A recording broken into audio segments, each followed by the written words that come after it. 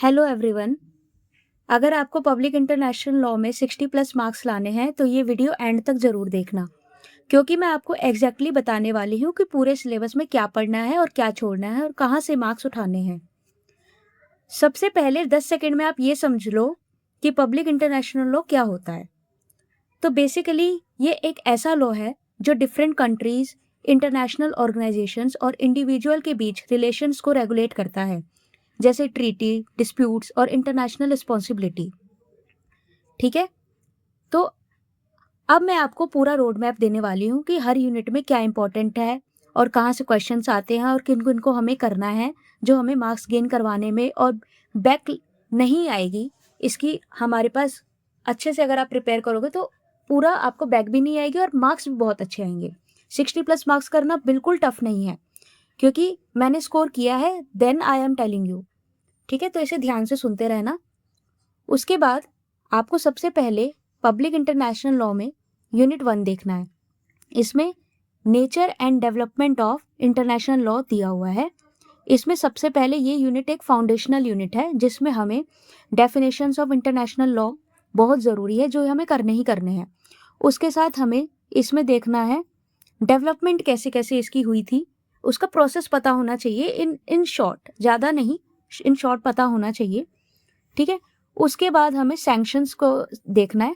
Sanctions में जैसे security council की क्या थी, general assembly, ICJ, human right council. तो इसमें जो जनरल असेंबली है और ह्यूमन राइट्स है वो मोस्ट इंपॉर्टेंट है, और इंटरनेशनल कोर्ट ऑफ जस्टिस की जो फंक्शंस करवाई जाती है सैंक्शन में, ये ज़रूरी है। ठीक है, you have to focus on this. और उसके बाद आपको सब्जेक्ट्स ऑफ इंटरनेशनल लॉ पे भी ध्यान देना है। ठीक है, सब्जेक्ट्स ऑफ इंटरनेशनल लॉ में पोजिशंस ऑफ स्टेट क्या है, इस्टेब्लिशमेंट कैसे होती है इंटरनेशनल लॉ की, और इनके सब्जेक्ट्स कौन कौन होते हैं वो आपको ध्यान देना है। और इसमें जो केस हमें देखना है वो देखना है हमें reparation for injury suffered in the service of United Nations. ये केस आपको देखना है, ये मोस्ट इंपॉर्टेंट केस है। इस केस के लिए जब भी आप ये यूनिट करेंगे, आपको ये क्वेश्चन में आपको ये केस पुट अप करना ही है। और इसमें ये जो यूनिट से सवाल आता है ये हाईली आस्क्ड आता है और मार्क 20 तक पहुंचता है, और कभी कभी शॉर्ट नोट में 10 में पूछ लेगा, लेकिन 20 तक तो ये आता ही आता है। तो मार्क्स इसका 20/10 के रेशियो में चलता है। तो हाईली आस्क्ड है, don't leave this unit. Okay, 10 से 20 मार्क्स तक के क्वेश्चन आराम से आ जाते हैं इसमें। उसके बाद है यूनिट 2। यूनिट 2 जो है वो हमारे लिए सबसे इंपॉर्टेंट यूनिट है, जिसमें हमें सोर्सेस ऑफ इंटरनेशनल लॉ करना है। ये पूरे पेपर का एक बैकबोन होता है, यहाँ से हाईएस्ट फ्रिक्वेंसी के साथ क्वेश्चंस आते हैं। ठीक है, तो सबसे पहले हम इसमें देखेंगे सोर्सेस ऑफ इंटरनेशनल लॉ में इनके कस्टम्स, जुडिशियल्स डिसीजंस एंड इक्विटी, जिसमें ये दिया है ना एक्स एक्विट एट बोनो, ये वाला इंटरनेशनल ट्रीटी एंड कस्टम में देखना है। और इसमें केस हमें देखने हैं lotus case, north sea continental self case, asylum case. ठीक है, उसके बाद right of passage case, asylum case means Colombia versus Peru, और आइसलैंड ऑफ पाल्मस केस ये भी देखना है, नेदरलैंड वर्सेस यूनाइटेड स्टेट का जो केस है ये देखना है। और उसके साथ आपको क्या करना है इस यूनिट में, एक्स एक्विट एट बोनो आर्टिकल जो है इसका जो दिया हुआ है आर्टिकल 38, इसको आपको पढ़ना मस्ट है। आपको ये पढ़ना है, ये बार बार एग्जाम में पूछे गए हैं और इन्हें आपको स्ट्रॉन्ग करना ही पड़ेगा। ठीक है, आपको इस यूनिट को मोस्टली हाईएस्ट फ्रिक्वेंसी के साथ रखना है, क्योंकि इसमें 10 से लेकर 20 मार्क्स तक के क्वेश्चन बहुत बार आते हैं। In each and every time these units are repeated.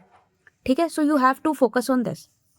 ठीक है, आगे मैं अब आपको स्टेट रिस्पॉन्सिबिलिटी और law areas, law of sea के भी एरियाज बताने वाली हूँ जहाँ से डायरेक्ट मार्क्स उठते हैं। ठीक है, और आपको इसको ध्यान से सुनना है, देन आपको उसके ऊपर प्रिपरेशन करनी है। उसके बाद हम आते हैं यूनिट नंबर 3 पे। यूनिट नंबर 3 में इंटरनेशनल लॉ और म्यूनिसिपल लॉ का रिलेशन पूछा जाता है। ठीक है, ये पूछा जाएगा, ये फ्रिक्वेंटली आस्क्ड है, मतलब कि 10 मार्क्स में आ जाता है। 20 मार्क्स में रिलेशन पूछ लेंगे विद अ केस लॉ। अगर हम इनके केस लॉ में जाएंगे तो हमें सबसे पहले in re Berubari, Vishaka versus state of Rajasthan, Vellore citizen versus welfare forum, justice KS Puttaswamy और ग्रामोफोन। ठीक है, इनके ऊपर हमें ध्यान देने की जरूरत है। ग्रामोफोन वाला केस है gramophone company of India versus Birendra Bahadur Pandey, आपको इन केसेस पे फोकस करने की बहुत ज़रूरत है, क्योंकि जब हम भी कोई भी क्वेश्चन लिखते हैं तो सबसे पहले हमें उस क्वेश्चन के अंदर इंट्रोडक्शन भी देना है, उसके साथ हमें उसमें 2 केस कम से कम मस्ट है कि हमें लिख के ही आने हैं। और सबसे पहले हमें उस क्वेश्चन को समझना है कि आखिर क्वेश्चन कौन से केस से पूछा गया है, वो मस्ट होता है। उसके बाद हम उसमें आंसर में एक केस साइट कर सकते हैं जो हमारे उस क्वेश्चन को सपोर्ट कर देता है, और वो हमें मार्क्स भी अच्छे स्कोर करवा देता है, बड़ी ईजी। ठीक है।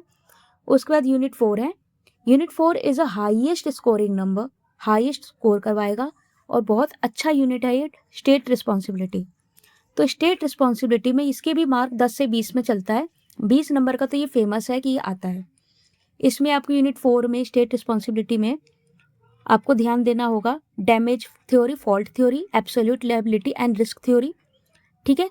कॉर्फू चैनल केस पे, बार्सिलोना टंडन केस पे। ठीक है। उसके बाद absolute liability and risk theory पे भी देंगे। ला ग्रैंड केस के लिए आपको रूल्स ऑफ एट्रीब्यूशन पे थोड़ा ध्यान देना है। उसके साथ रूल ऑफ एट्रीब्यूशन के साथ आप ला ग्रैंड केस लगा देंगे।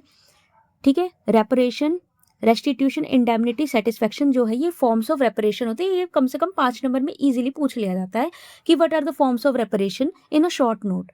तो आपको उस बेसिस पे इसको तैयार करना होगा। ठीक है।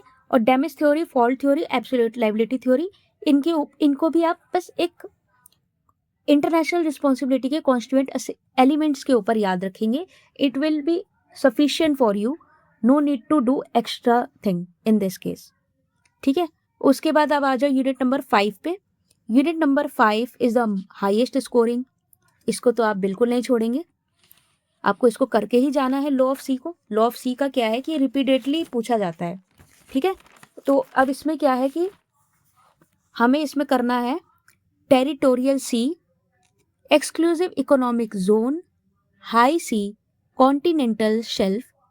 इसमें कॉन्टिनेंटल शेल्फ जो दिया हुआ है इसमें हमें देखना होता है, ठीक है, राइट्स, इनके जो राइट्स होते हैं and duties of coastal states की जो राइट्स एंड ड्यूटीज हैं कॉन्टिनेंटल शेल्फ के लिए स्पेशली, वो हमें देखनी पड़ती है इसमें। तो इसमें हम अगर केस देखेंगे तो हमें केस करके ही जाना है। Anglo Norwegian case, north sea case, Somalia versus Kenya and Bangladesh boundary. Bangladesh boundary का जो केस आप देख रहे हैं in the matter of the Bay of Bengal maritime boundary arbitration between the People's Republic of Bangladesh and the Republic of India, North Sea continental shelf case, you have to do all of this। ठीक है। और Somalia versus Kenya के लिए जो अभी case है maritime delimitation in the Indian Ocean. तो basically इस यूनिट में यही बात की जा रही है कि जो लॉ ऑफ द सी है, जो समुद्र का जो एरिया है वो कॉन्टिनेंटल शेल्फ का, वो कैसे कंट्रीज ने अपने पास एक डिलिमिट किया है, कैसे एक दूसरे में बांटा है, तो हमें वो देखना पड़ता है इसके अंदर। ठीक है। यूनिट 5 में। उसके बाद आप आ जाइए यूनिट 6 पे। यूनिट 6 के लिए आपको यूनिट 6 में स्टेट ज्यूरिसडिक्शन, गुड फ्रीक्वेंसी का रेशियो आता है इसमें। गुड फ्रीक्वेंसी है, इतना भी नहीं है, इसमें मार्कर 20 से 10 का है, लेकिन इसमें आपको एक्स्ट्राडिशन एंड असाइलम का टॉपिक इंपॉर्टेंट है। और इसमें जो केस है अरेस्ट वारंट और सावरकर, ये आपको करना ही करना है।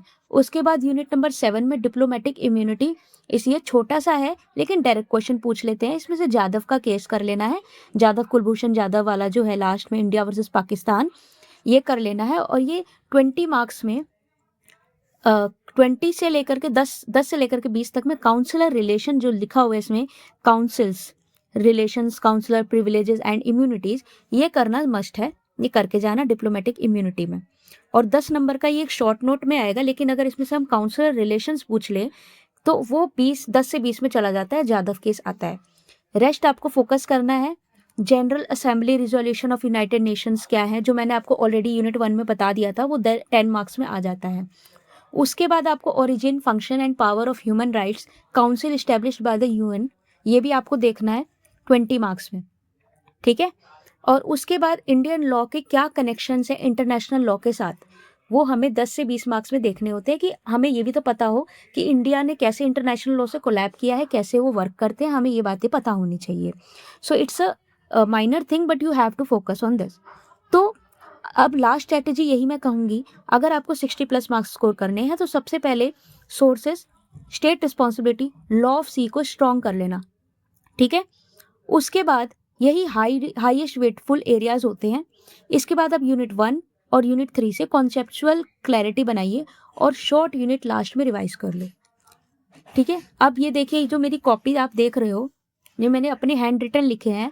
तो मैंने एक हैंड रिटन रिवीजन शीट भी बनाई है जिसमें मैंने पूरे सिलेबस के इंपॉर्टेंट टॉपिक और केसेस को एक जगह लिख दिया है कि किसकी कितनी वेटेज है, कि कौन कैसे आता है, वो मैंने सब इसमें मेंशन करा हुआ है। आप इसे लास्ट डे रिवीजन के लिए यूज कर सकते हो। ठीक है, अब नाउ नेक्स्ट वीडियो में हम सोर्सेस ऑफ इंटरनेशनल लॉ को डिटेल में शुरू करेंगे और इंपॉर्टेंट केसेस भी समझेंगे कि आप कैसे उसको पेपर में लिख के आएंगे और कैसे उसकी स्ट्रैटेजी क्या होगी। वो यूनिट भी मैं आपको समझा दूंगी, यूनिट बाय यूनिट। जहाँ पे भी आपको दिक्कत आएगी आप मुझे बता देना, आप मुझे कमेंट सेक्शन में मेंशन कर दो कि आपको कौन सी यूनिट में ज़्यादा प्रॉब्लम आएगी, या आपको मैं ये सब के सब कवर करवा दूँ, तो आप मुझे बता देना and I will do this. Okay, so all the best for your exams and let me know. And ये रहे आपके PIL के most important topic and cases. Thank you.